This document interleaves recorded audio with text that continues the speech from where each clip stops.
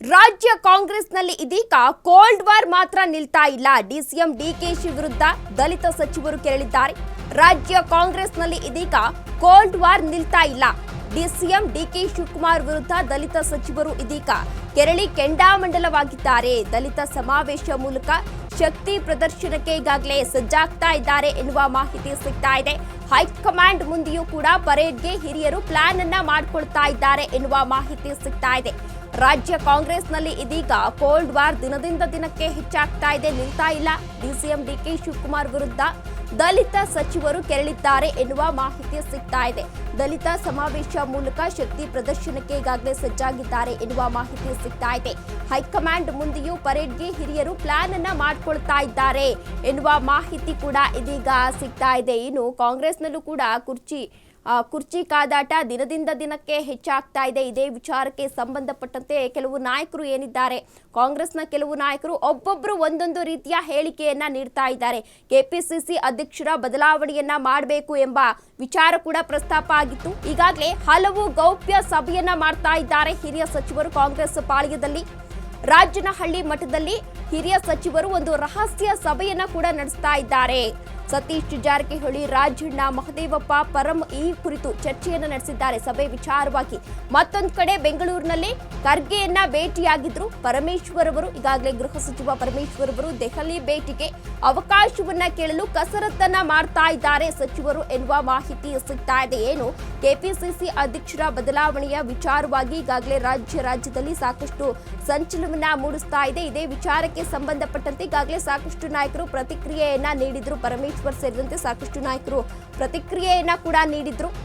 ಸಚಿವರ ದೆಹಲಿ ಭೇಟಿ ವೇಳೆ ಕೆಲ ಗೊಂದಲದ ಬಗ್ಗೆ ಸ್ಪಷ್ಟನೆ ಕೇಳೋ ಸಾಧ್ಯತೆ ಕೂಡ ಇದೆ. ರಾಜ್ಯದಲ್ಲಿ ಶುರುವಾಗಿರುವ ಅಧಿಕಾರ ಹಂಚಿಕೆ ಸೂತ್ರದ ಗೊಂದಲದ ಬಗ್ಗೆ ಚರ್ಚಿಸುವ ಸಾಧ್ಯತೆ ಇದೆ. ಈ ಎಲ್ಲಾ ವಿಚಾರವನ್ನ ಮುಂದಿಟ್ಟು ವರಿಷ್ಠರ ಮುಂದೆ ದಲಿತ ಸಚಿವರು ಪರೇಡ್ ಅನ್ನ ನಡೆಸಲಿದ್ದಾರೆ.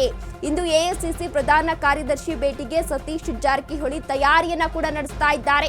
ಸತೀಶ್ ಜಾರಕಿಹೊಳಿಗೆ ಕೆಎನ್ ರಾಜಣ್ಣ ಕೂಡ ಸಾಥನ್ನ ನೀಡ್ತಾ ಇದ್ದಾರೆ ಎನ್ನುವ ಮಾಹಿತಿ ಸಿಗ್ತಾ ಇದೆ. ದೆಹಲಿ ಭೇಟಿಗೂ ಮುನ್ನ ಹಿರಿಯ ಸಚಿವರು ಕ್ಲೋಸ್ ಡೋರ್ ಮೀಟಿಂಗ್ ಅನ್ನ ಮಾಡ್ತಾ ಇದ್ದಾರೆ. ವರಿಷ್ಠರ ಮುಂದೆ ಏನೆಲ್ಲ ವಿಚಾರವನ್ನ ಮಂಡಿಸಬೇಕು, ಯಾವೆಲ್ಲ ವಿಚಾರವನ್ನ ಪ್ರಸ್ತಾಪಿಸಬೇಕು ಎನ್ನುವ ಬಗ್ಗೆ ಚರ್ಚೆಯನ್ನ ನಡೆಸಲಿದ್ದಾರೆ ಎನ್ನುವ ಮಾಹಿತಿ ಸಿಗ್ತಾ ಇದೆ. ಏನು ಅಧ್ಯಕ್ಷರ ಬದಲಾವಣೆ ವಿಚಾರವಾಗಿ ಈಗಾಗಲೇ ಪರಮೇಶ್ವರ್ ಅವರು ಒಂದು ಪ್ರತಿಕ್ರಿಯೆಯನ್ನ ಕೂಡ ನೀಡಿದ್ರು.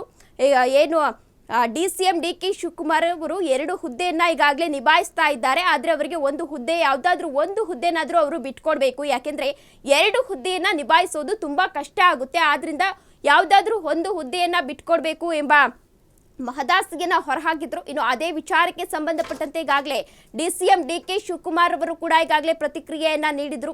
ಏನು ಅಧ್ಯಕ್ಷ ಸ್ಥಾನ ಅನ್ನೋದು ಅಂಗಡಿಯಲ್ಲಿ ಸಿಗುವಂತಹ ವಸ್ತು ಅಲ್ಲ ಎನ್ನುವ ಒಂದು ಹೇಳಿಕೆಯನ್ನ ಕೂಡ ನೀಡಿದ್ರು. ಇನ್ನು ಕಾಂಗ್ರೆಸ್ ಇನ್ನರ್ ಫೈಟ್ಗೆ ಎಂಎಲ್ಸಿ ಎಲೆಕ್ಷನ್ ಬಿಸಿ ತುಪ್ಪ ಆಗ್ತಾ ಇದೆ, ನುಂಗ್ಲಿಕ್ಕೂ ಆಗ್ತಾ ಇಲ್ಲ. ವಿಧಾನ ಪರಿಷತ್ನ 4 ಸ್ಥಾನಗಳು ಈಗಾಗಲೇ ತೆರವಾಗಿದೆ.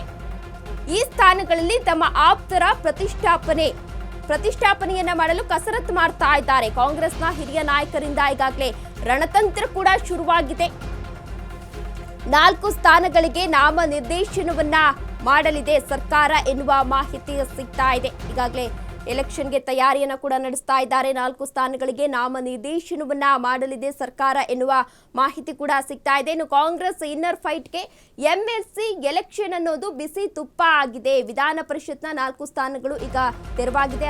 ಅದಕ್ಕೆ ಎಲೆಕ್ಷನ್ ಅನ್ನ ಕೂಡ ಮಾಡಬೇಕು. ಪ್ರಕಾಶ್ ರಾಥೋಡ್, ಯುಬಿ ವೆಂಕಟೇಶ್, ಜೆಡಿಎಸ್ನ ತಿಪ್ಪೇಸ್ವಾಮಿ, ಸಿಪಿ ಯೋಗೇಶ್ವರ್ ರಾಜೀನಾಮೆಯಿಂದ ತೆರವಾಗಿರುವಂತಹ ಎಂಎಲ್ಸಿ ಸ್ಥಾನ ಇದಾಗಿದೆ. ಇದಕ್ಕೆ ಎಲೆಕ್ಷನ್ ಕೂಡ ನಡೆಸ್ತಾ ಇದ್ದಾರೆ.